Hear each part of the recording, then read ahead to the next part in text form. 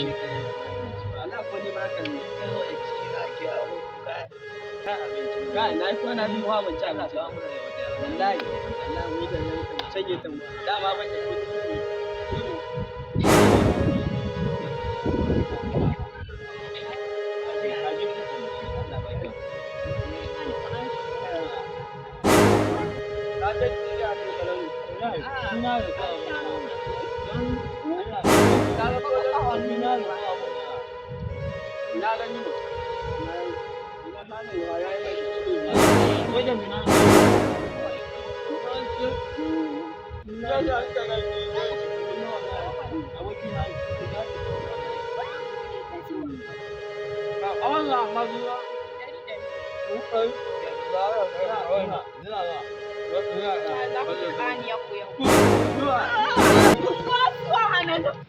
Kuwa